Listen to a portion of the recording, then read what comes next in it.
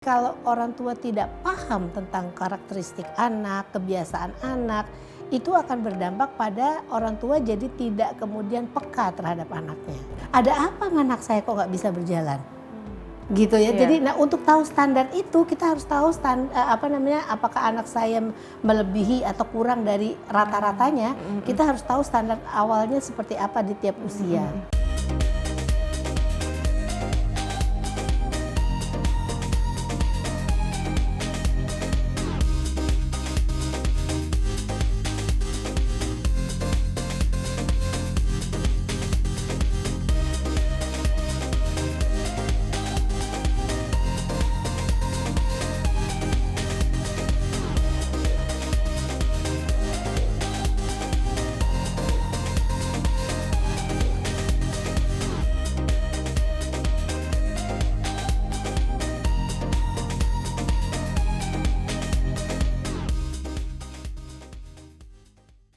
Hai bunda-bunda, apa kabarnya? Semoga sehat selalu ya. Senang sekali saya Azhara Masid dapat menjumpai bunda-bunda kembali yang pasti di program kesayangan kita. Apalagi kalau bukan persembahan untuk bunda, bunda cerdas keluarga bahagia yang pastinya hanya di Mata Millennials Indonesia TV, matanya Indonesia. Dan pastinya selama 30 menit ke depan kami akan menyajikan informasi yang hangat, yang luar biasa disertai dengan narasumber yang pastinya inspiratif.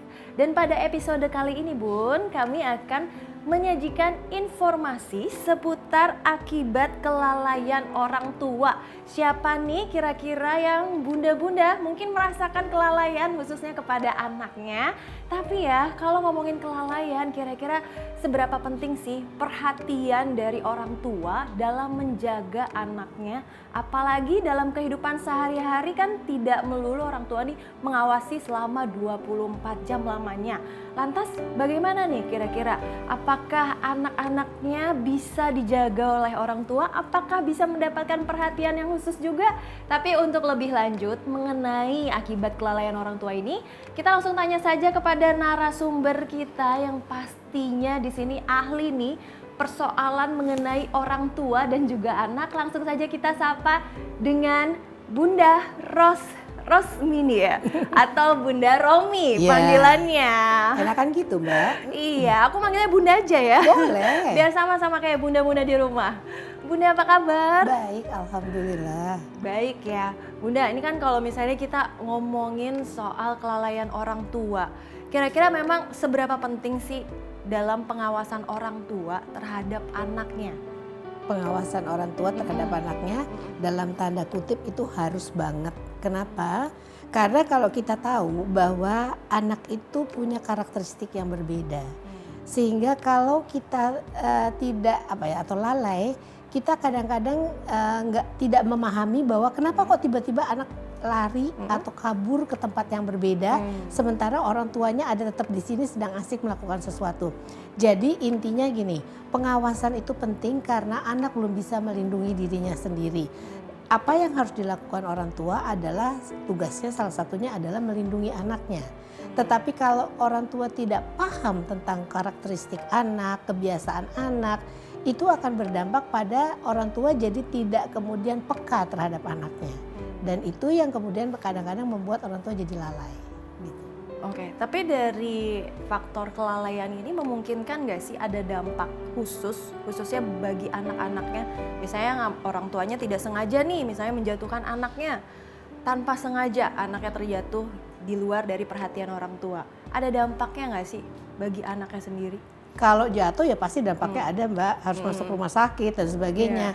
Kalau orang tuanya lalai tiba-tiba anaknya masuk di pasar terus hilang misalnya, itu bisa juga kan akhirnya berdampak dan itu jadi kemudian orang tua yang diminta untuk kemudian pertanggungjawabnya sebagai orang tua. Kalau di luar negeri kita meninggalkan anak di apartemen sendiri gitu, itu 911 kita ditelepon oleh tetangga, anaknya teriak-teriak di apartemen sendiri, itu dia kena orang tuanya. Anak diambil oleh negara. Nah di kita memang belum ada itu. Kadang-kadang kita nggak berani mengusik karena apa ini urusan rumah tangga orang lain.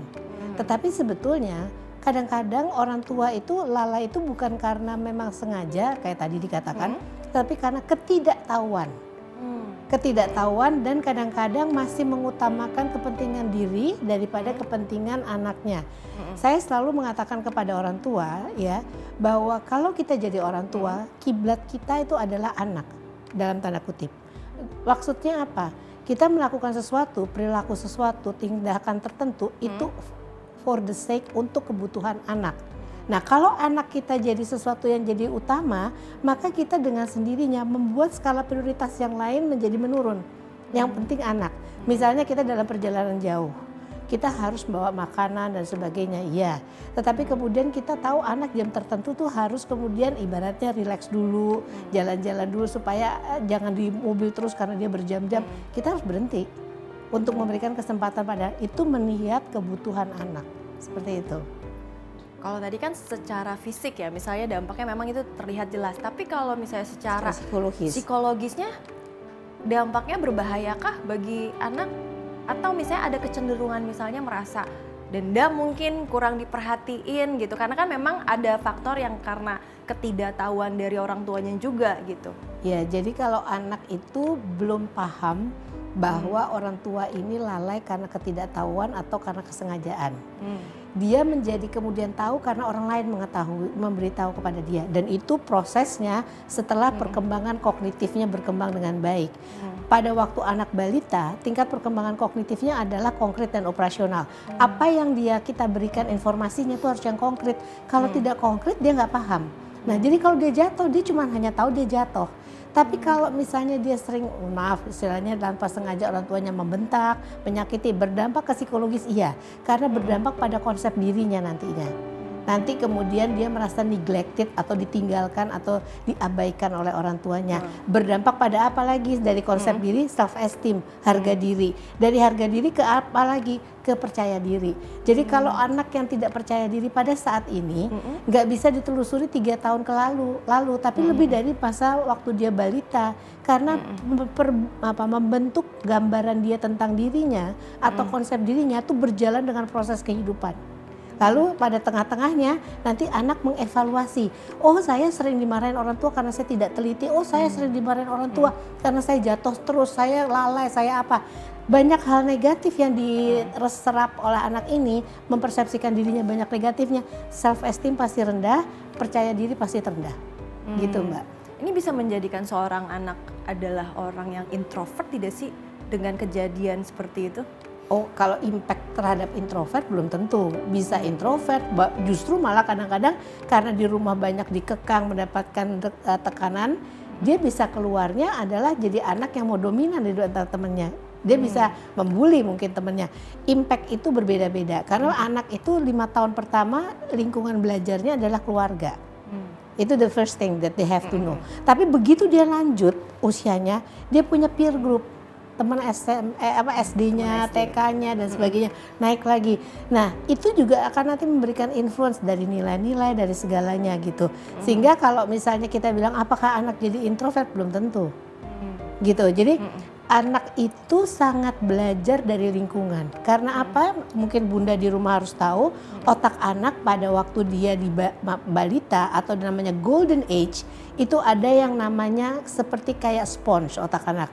Gimana sponge itu kalau di atas air ditaruh airnya banyak yang masuk. Nah kalau air itu adalah pengalaman, anak perlu banyak pengalaman.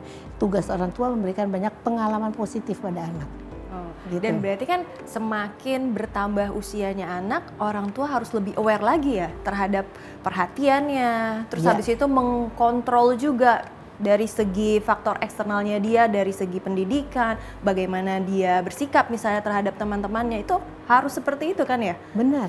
Karena kalau misalnya kita memperlakukan anak yang sudah di SD kelas 6 sama seperti adiknya yang di TK, itu nggak nyambung. Kenapa nggak nyambungnya? Harusnya treatmentnya berbeda.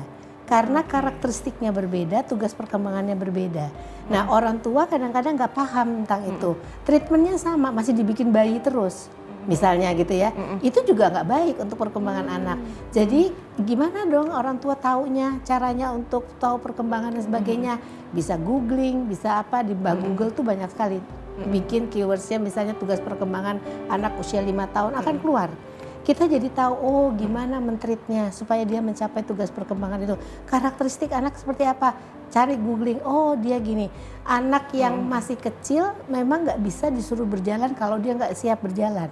Tapi kalau misalnya sampai usia 2 tahun lebih dia belum berjalan, orang tua harus waspada. Ada apa anak saya kok nggak bisa berjalan?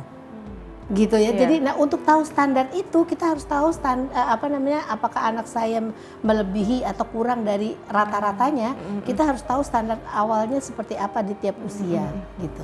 Karena pasti akan berbeda-beda juga ya dari segi treatmentnya khususnya. Nah, berarti bunda-bunda juga harus bisa searching juga nih dan riset. Apalagi kan zaman sekarang ya, misalnya bukan berarti misalnya orang tuanya, aduh saya lulusannya cuma SD, lulusannya cuma SMP. Itu tidak menandakan bahwa bunda tidak bisa mengurus anak. Apalagi kan sekarang punya handphone nih, bisa dicari juga bagaimana misalnya cara mentreatment usia anak di usia 5 tahun misalnya, di usia 10 tahun, bahkan misalnya 17 tahun. Seperti itu ya Bun ya. Nah tapi kalau misalnya berbicara tentang kelalaian, kira-kira faktor apa sih yang menyebabkan orang tua ini bisa mengalami kelalaian? Apakah memang tidak karena adanya ketidaktahuan, terus mungkin karena memang orang tuanya terlalu sibuk, atau apa lagi sih dari pandangan psikologi sendiri? Sebetulnya penyebabnya macam-macam. Satu, ketidaktahuan, sehingga dia tidak tahu bahwa anak umur sekian harus masih diperlakukan seperti apa. Ya kayak misalnya ada kita lihat kisah misalnya tukang ojek online atau apa yang kemudian membawa anaknya sambil bekerja. Itu bukan dalam arti kata dia lalai sebetulnya kadang-kadang, karena tidak ada orang yang menjaga.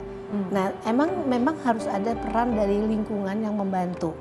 Kalau di luar itu biasanya kita sering anak bisa dititipkan tempat penitipan anak. Kalau di Indonesia masuk tempat penitipan anak itu juga mahal. Ya, jadi kita harus bantu sekarang di Indonesia maupun di mana-mana tempat penitipan anak harus juga dibuka gitu agar orang-orang bisa menitipkan bagi orang yang tidak bisa kemudian memberikan kesempatan pada anak untuk dititipkan kepada asisten rumah tangga atau apa gitu. Jadi kita buka kesempatan itu agar kalau sekarang nih banyak juga ada ibu rumah tangga yang mau dengan lapang dada menerima penitipan anak dari tetangganya. Dan itu sangat akan membantu gitu. Nah itu bukan lalai mungkin karena dia memang tidak memiliki kesempatan untuk menitipkan anak. Tapi memang ada yang lalai karena misalnya tidak tahu, atau satu lagi memprioritaskan apa yang dia inginkan, kepentingannya dia dibandingkan kepentingan anak. Tadi di awal saya mengatakan sebagai orang tua kiblatnya adalah anak dalam tanda kutip ya. Kiblat anak artinya everything, segala sesuatu tentang anak itu harus di priority gitu. Harus diprioritaskan ya pastinya. Tapi untuk menelisik lebih jauh ya Bunda, kita akan break sebentar. Jadi buat bunda-bunda di rumah jangan kemana-mana, tetap di Persembahan untuk Bunda.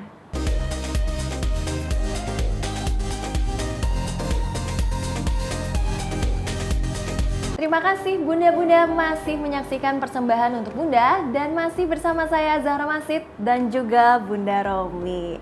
Nah pastinya ini seru banget ya, khususnya buat bunda-bunda, bagaimana bunda-bunda itu harus terus memberikan perhatian khusus dan pastinya jangan sampai lalai, usahakan jangan sampai lalai ya. Nah terkait dengan daycare sendiri kan ya memang ya Bun, di Indonesia mungkin tepatnya itu adalah targetnya kelas menengah atas bahkan bisa dikatakan. Bahkan sebulannya aja bisa mencapai UMR. Sedangkan kalau misalnya dilihat dari masyarakat Indonesia sendiri kan rata-rata menengah ke bawah yang paling banyak. Kalau di luar negeri mungkin daycare seperti itu memang sudah ada segmentednya, udah ada kelas menengah bawah, kelas menengah atas, memang sudah terbagi seperti itu? Ada yang milik pemerintah, jadi mungkin tidak terlalu banyak kemungkinan harus tentang makanan dan minuman yang diperlukan oleh anak itu secara khusus itu yang mesti dibawa mungkin ya. Tetapi saya ada satu komunitas, saya lupa nama komunitasnya, tapi saya tahu karena saya pernah jadi narasumber dan kemudian ketemu dengan ibu ini, punya kemungkinan untuk menampung yang tadi saya bilang anak-anak dari tetangga, dan dia melakukan homeschooling. Tidak hanya untuk anaknya tapi untuk anak-anak dari tetangganya. Dan itu sangat luar biasa. Jadi anak sambil si ibu ini masak, anak-anak yang dititipkan ada yang masih bayi ya tentu nggak bisa bantu. Tapi yang tidak, ada yang nyuci kangkung, ada yang apa.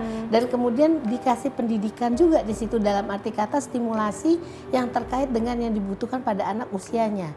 Nah ini kan ibaratnya ini ibu mungkin lillahi ta'ala karena memang dia ingin membantu ya. Dia lalu kemudian melakukan hal tersebut. Ini kalau kita peka, sebetulnya kita bisa melakukannya juga gitu. Dimana kita banyak juga ibu yang tidak bekerja, sehingga memungkinkan untuk melakukan ini, untuk membantu sesamanya ya. Tetapi juga kalau misalnya tidak, kadang-kadang di kita tuh banyak sekali, kalau di luar kan nggak ada kakek nenek yang ikut bantu. Kalau di kita bisa titipin ke tante, titipin kemana gitu. Nah memang kalau kita titip ke orang, kita juga harus patuhi juga bahwa ada kalanya peraturan kita di rumah akan berbeda dengan peraturan yang ada di rumah tempat kita menitipkan anak. Yang itu yang harus kemudian diselaraskan. Ya, tapi bisa itu terjadi. Jadi kalaupun tempat penitipan anak tidak terlalu ada di dekat daerah rumahnya, kita mencoba mengupayakan yang lain. Tapi kalau misalnya terkait dengan penitipan anak ini kan terkadang nih orang kita juga tidak mudah untuk percaya dengan orang lain. Apalagi mungkin menganggap apa yang orang tua kasih atau berikan seputar edukasinya itu terkadang suka berbeda juga nih sama orang yang mungkin akan dititipkan, nanti gimana ya treatmentnya, kan saya pengennya anak saya tuh begini, begitu dan segala macam. Nah lantas apa yang harus dilakukan oleh orang tua misalnya ketika memang ingin anaknya itu dititipkan ke misalnya sanak saudara ataupun lingkungan sekitar yang memang harus sesuai nih dengan treatment yang juga misalnya satu frekuensi lah sama orang tuanya juga, seperti itu. Kalau saya ada istilah school shopping. Ini bisa juga shopping tentang tempat penitipan anak. Yang kita mesti cari itu adalah yang setidak-tidaknya mirip dengan visi misi keluarga kita. Agamanya, apanya, sehingga treatment yang dilakukan akan sama. Lalu kita lihat yang dia lakukan stimulasinya apa di tempat itu. Apakah itu tempat penitipan atau tetangga atau apa, dia melakukan apa. Pada anak yang sebetulnya do and don'ts-nya, boleh dan tidak bolehnya, itu terutama adalah misalnya sekarang lagi batuk, biasanya nggak boleh makan ini, nggak boleh makan itu, bolehnya ini, bolehnya itu. Ada aturan, jam sekian dia tidur, jam sekian itu. Nah kita mesti lihat juga di rumah yang kita titipkan ini ada aturan tidur siang kah, ada apa gitu. Itu disinkronkan dan dibicarakan pada orang yang ada di tempat itu. Biasanya kalau kita menitipkan anak ke tempat penitipan, akan ada form yang diisi tentang anak itu, alerginya terhadap apa, apanya gimana, apa kebiasaan anak di rumah seperti apa, kalau dia lagi rewel harus melakukan apa, itu harus diisi. Sehingga orang yang in charge atau orang yang bertanggung jawab pada saat itu, dia tahu tentang apa yang terjadi pada anak ini. Nah makanya kan di caregivernya tuh pasti nggak satu untuk 15 anak misalnya kayak gitu. Biasanya akan dibagi segmented, umur sekian sampai sekian oleh orang ini, yang itu. Nah itu dia yang akan memperdalam tentang apa yang diperlukan oleh anak ini gitu. Jadi kita bisa memutuskan sebagai orang tua, kita mau ngambil tempat penitipan yang mana. Dan juga kita bisa menentukan juga apakah saya cocok ya dengan tempat penitipan ini. Misalnya dari sisi agamanya, dari sisi aturannya, atau dari sisi apanya gitu. Oke, berarti memang kita tidak bisa memilih satu tempat juga ya, perlu ada option lain gitu untuk menentukan tempat mana yang bagus, yang baik khususnya terkait dengan treatment kepada anaknya. Tapi Bunda Romi ini kan kayak baru-baru ini juga kan memang ada orang tua yang memang secara sadar ingin mengeksplor khususnya misalnya bakat dan juga minat anak. Mungkin ada beberapa anak yang masih belum remaja, belum dewasa, tapi orang tuanya itu mengajak jalan-jalan misalnya biar naik gunung nih, supaya paham nih naik gunung seperti apa. Tapi ternyata anaknya misalnya terkena hipotermia dan akhirnya sakit. Apakah itu termasuk salah satu kelalaian orang tua juga yang maksudnya adalah ingin mengeksplor atau menggali minat dan juga bakat dari anaknya yang juga misalnya jadi turun-temurun juga nih, seperti orang tuanya juga yang suka naik gunung misalnya. Oke, kalau mau diperkenalkan nggak usah sampai ke gunung gede misalnya gitu, atau ke gunung apa gitu ya. Memperkenalkan itu cukup dengan suasana situasi misalnya camping dulu apa gitu, apalagi kalau anaknya balita. Kenapa? Nah ini kalau ini orang tua nggak ngerti bahwa anak itu punya kerentanan yang berbeda dengan yang dewasa. dia punya waktu standar untuk istirahat lebih banyak daripada orang yang lebih dewasa. Sehingga itu yang harus diperhatikan. Kalau dia tidak dalam keadaan nyaman, digendong terus atau apa, itu kan akan dan situasi di situ kan nggak yang adem semua atau apa, kadang-kadang panas, kadang-kadang hujan gitu ya. Nah itu harus diantisipasi. Dan kalau dia tahu anaknya mempunyai masalah tentang kesehatan, misalnya gampang masuk angin, gampang flu dan sebagainya, orang tua harus kemudian dengan bijak, kayaknya nggak bisa jalan terlalu panjang. Itu kan keputusan di orang tua. Yang paling penting sekali memotret situasi anak, motret bukan pakai ceklek foto itu ya, tapi memotret kondisi anak nih dari sisi kesehatan psikologis dan sebagainya gimana. Pasti dia bawa ke dokter dulu, oh sehat hari ini belum tentu 2 hari lagi kan. Berarti kita tanya, kalau kita melakukan perjalanan sampai 2 hari, apa kemungkinannya? Makanya ada kebiasaan-kebiasaan yang biasa dilakukan anak, tidur dan sebagainya di siang hari, nyemil pada jam tertentu, makan lagi pada jam yang udah dipastikan, bisa nggak dilakukan dalam keadaan perjalanan itu? Itu harus jadi pertanyaan. Nah itu yang saya bilang tadi, kiblatnya kepada anak.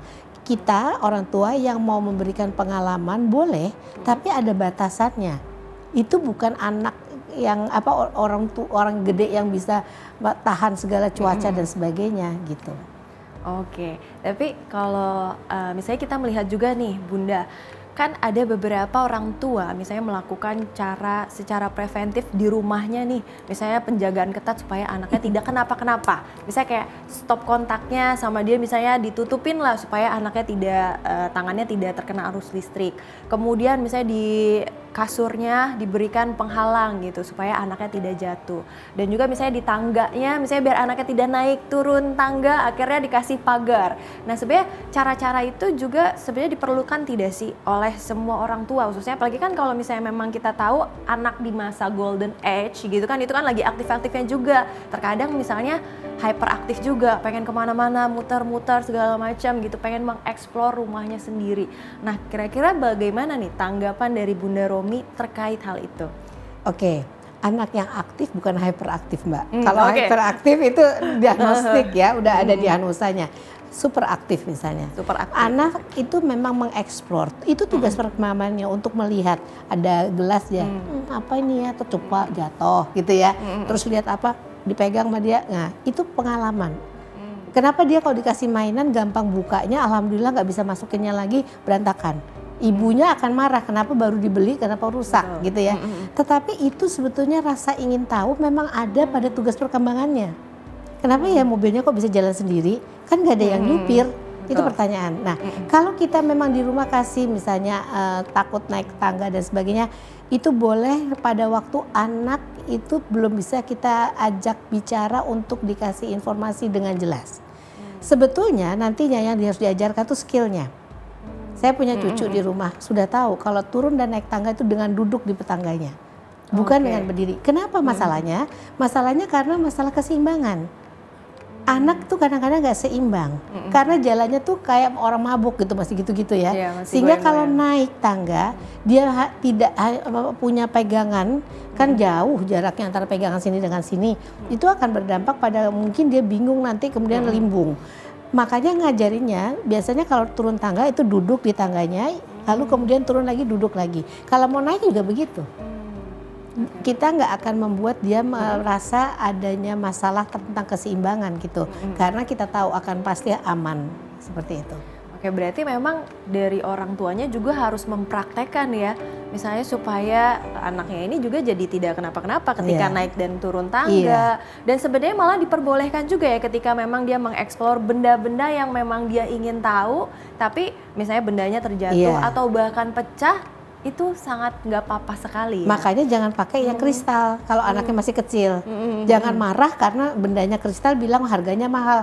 Alhamdulillah anaknya nggak tahu itu mahal apa enggak gitu kan ya. Jadi kita harus ajarkan kepada orang tua juga, mengedukasi orang tua pakai barang yang biasa, bukan berarti harus tidak boleh tidak ada apa-apa. Boleh karena itu pengalaman dan dia jadi tahu hati-hati itu seperti apa. Kalau tadi tempat tidur yang di pinggirnya, kalau itu bayi iyalah karena dia refleks, dia akan muter sendiri. Makanya dia tidak bisa mengantisipasi bahwa ini sudah di pinggir gitu. Oke, itu penting banget ya informasi buat bunda-bunda khususnya. Tapi kita akan menelisik lebih jauh tentunya di segmen berikutnya. Kita akan break sebentar ya Bunda Romi. Jangan kemana-mana, tetap di Persembahan untuk Bunda.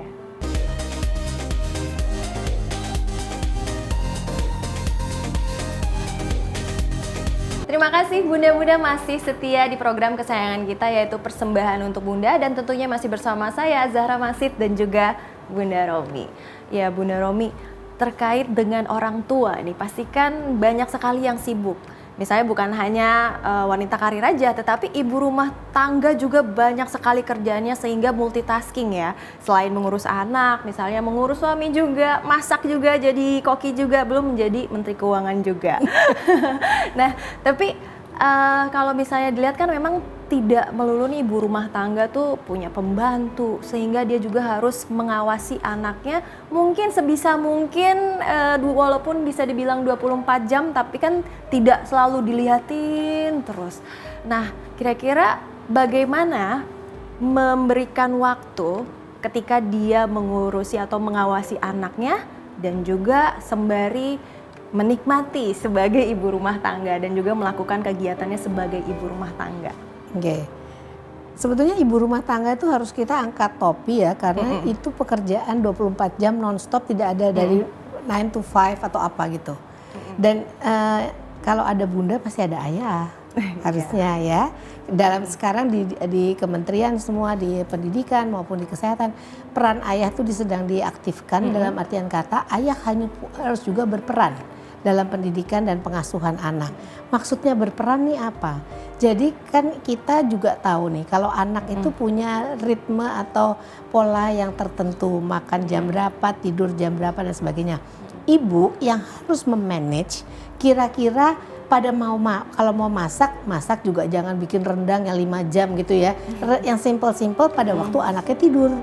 Gitu kan, anak tidur tuh berapa jam biasanya, paling sejam misalnya siang hari itu, dia harus beresin itu semua. Bahkan kalau bisa memanage misalnya sayur udah dipotong dari malam waktu anaknya tidur dengan ayahnya, pagi kalau siang pada waktu mau masak tinggal cemplung-cemplung misalnya kayak gitu. Itu manajemen aja. Lalu kalau misalnya kita melihat bahwa jadi begitu anak bangun, kita sudah bisa kembali standby dengan anak gitu. Apalagi kalau anaknya 2, kalau anaknya 1 masih alhamdulillah lebih gampang. Kalau anaknya 2 dengan beda usia itu harus dimanage dengan begitu baik. Nah, ayah pulang time out untuk ibu sebentar mungkin. Ayah capek bilang gitu ya. Oke, capek. Sama numpang tanya, situ kerja di sana, saya juga kerja di sini gitu kan ya. Jadi kita harus nih kemudian ibaratnya gambreng atau bekerja sama dengan ayah supaya ayah juga bisa men-take over kerjaan ibu menjaga anak untuk beberapa saat sehingga ibu bisa menyelesaikan yang lain. Nah, nanti padahal waktu misalnya dua-duanya sudah selah, baru bisa bermain dengan dua-duanya. Tapi bukan berarti urusan anak tuh hanya urusan bunda. Ya, bunda ya, ingat, ayahnya diajak. Kadang-kadang saya menemukan dengan pasien saya, klien saya tentang perkembangan dan pertumbuhan anak, mereka datang ke saya, ayahnya ngerasa dia nggak tahu apa-apa. Karena apa? Istrinya tidak memberikan izin untuk memberikan apa kepada anaknya karena apa dianggap tidak mengerti gitu. Coba kasih kesempatan, ayah jadi belajar. Bahkan kita bisa bikin training biasanya saya di Fakultas Psikologi UI, training tentang bagaimana menjadi orang tua baru sebagai ayah nih dengan satu anak. Kadang-kadang kaku semua kalau dikasih anak bayi suruh jemur di matahari begini dari istrinya ya begini terus nanti sampai selesai 10 menit kemudian. Sebetulnya itu karena tidak ada pengalaman dan juga pengetahuannya. Jadi kalau kita bisa memberikan izin nggak apa-apa. Kadang-kadang kita yang meremehkan bapak-bapak ini. Kalau dia yang ngasih makan pasti anaknya nggak makan gitu. Iya. Masa si ayahnya nggak bisa kasih makan anaknya gitu ya. Jadi kasih kesempatan seperti itu. Nah, peran serta ini akan membantu ibu. Jadi ibunya nggak burn out, tidak bertanduk dan berculak jadi marah-marah gitu. Karena kita cukup ada partner untuk melakukannya. Iya, dan pastinya kan anak milik bersama ya, bukan cuman milik bunda aja, tapi milik papa-papanya juga nih. Yang namanya ya benar ya bunda ketika misalnya suaminya kerja, pasti bunda juga sebagai ibu rumah tangga juga kerja, ngepel, nyuci piring, ya kan semuanya gitu. Malah lebih ribet karena nggak ada sosialnya. beda sama papa-papa ya kan, masih bisa menikmati social life-nya gitu bersama teman-teman kantor seperti itu. Nah, tapi kalau misalnya ngomongin kelalaian, kan tadi kan sebenarnya Bunda Romi juga udah sempat sounding nih seputar kalau di luar negeri tuh kelalaian terhadap anak tuh bisa dipidana. Nah, bagaimana dengan di sini? Apakah ada peraturannya dan terus gunanya misalnya seperti kayak Komnas Perlindungan Anak, apakah itu tidak ada kaitannya dengan kelalaian orang tua kah atau seperti apa? Ada, dan saya rasa itu memang aturan, saya nggak tahu persis ya tentang pasalnya dan sebagainya, tapi ada. Jadi memang ada untuk kalau kelalaian orang tua kalau dikatakan lalai. Kalau misalnya ibaratnya tadi tidak sengaja dan sebagainya itu kan akan ditentukan di pengadilan, ya. Tetapi bahwa ada anak yang dilindungi oleh Komnas tertentu, itu menurut saya akan membantu bagi orang tua yang kemudian salah satu dari si orang tua ini lalai, itu bisa dibantu dengan cara menunjukkan apa yang kejadian pada waktu kejadian tersebut gitu misalnya gitu. Misalnya ayah lalai atau ibu lalai atau apa gitu. Nah, namun sebetulnya gini, saya sih mikir gini, anak itu tidak meminta untuk dilahirkan. Betul, dan tidak bisa memilih juga ingin lahir di mana, lahir ya dari kan? mana, Kalau ya? saya bisa milih, saya pengen lahir dari anak konglomerat. Gitu. Nah, karena dia nggak bisa milih dan dia tidak minta, maka sebetulnya sense of responsibility, tanggung jawab itu adalah pada ayah bundanya. Pada waktu kita melalaikan atau kita mengabaikan anak, tanggung jawab kita nanti ke Allah, ke Tuhan. Kenapa? Pada waktu kita meninggal pasti kita akan ditanya, apa yang kamu lakukan untuk anakmu? Ya kan? Iya. Jadi kalau kita nyawa kita, hidup kita, kita mengatakan kita sayang, kita cinta pada anak kita, tunjukkan dalam bentuk perbuatan. Skala prioritas pribadi itu bisa akan nurun jauh. Jadi nomor 10 atau nomor 11 setelah skala prioritas tentang anak. Tapi kalau kita masih mengutamakan juga skala prioritas anak pada saat yang bersamaan, akan juga berdampak pada anak. Maka anak bisa tidak terurus misalnya kalau tidak ada asisten atau apa atau lingkungan yang membantu. Nah, dalam kondisi ini kalau menurut saya memang perlu peran serta orang di lingkungan. Kadang-kadang peran serta orang di lingkungan itu bukan untuk mengurus anaknya, tapi mensupport bunda atau ayahnya.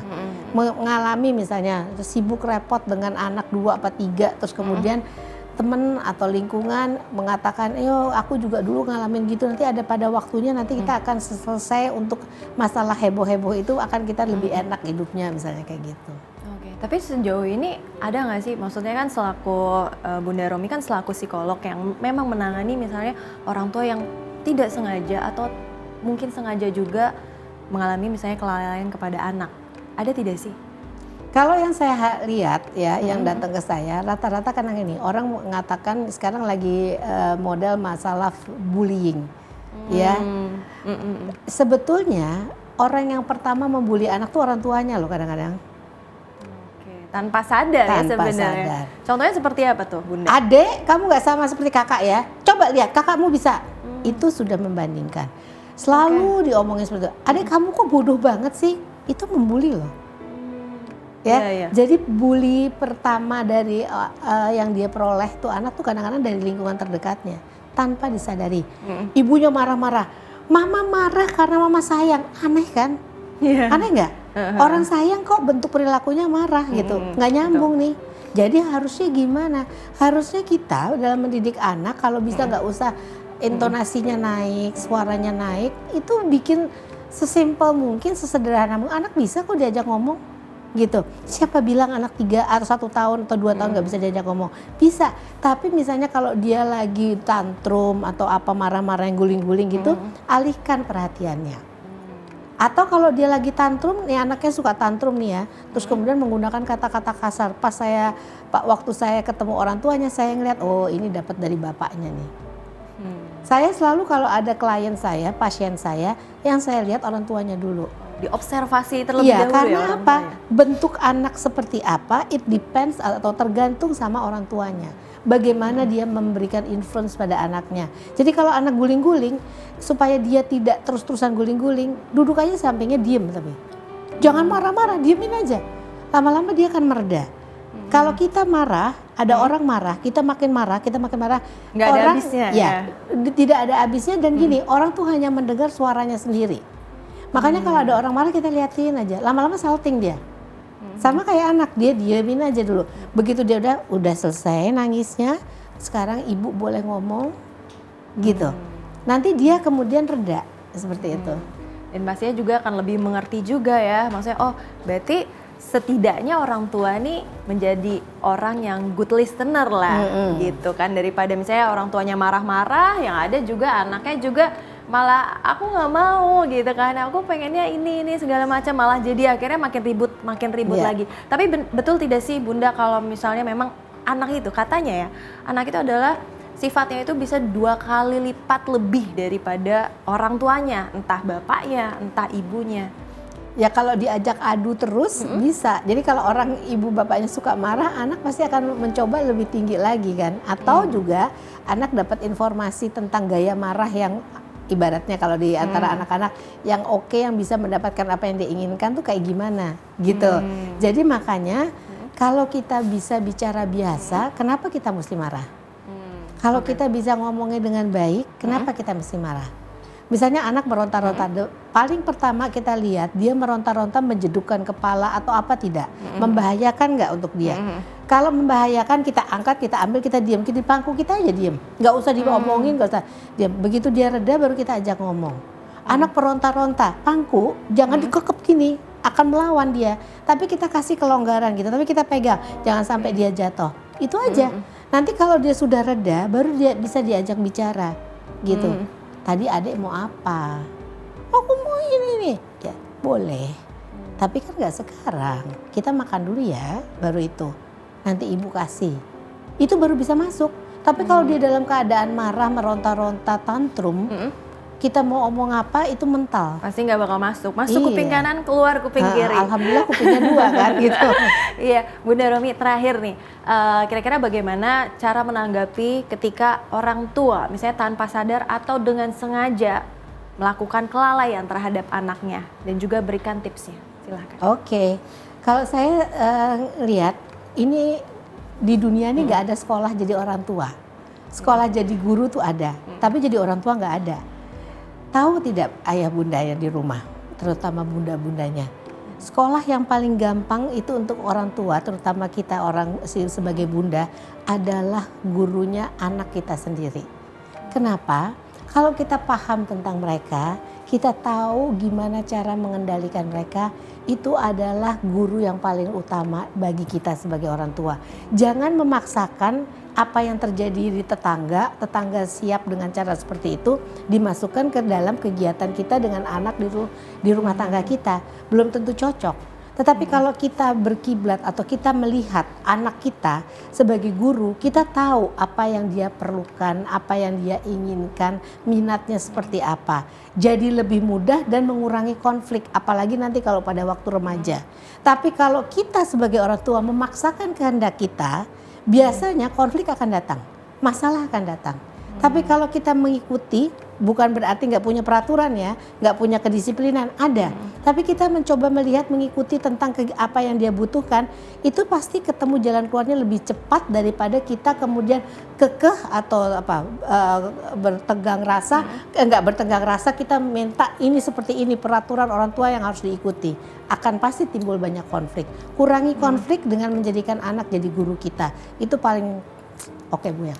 Paling oke banget, dan harusnya menjadi orang tua juga harus berkepala dingin ya, omongin baik-baik sama anaknya pastinya.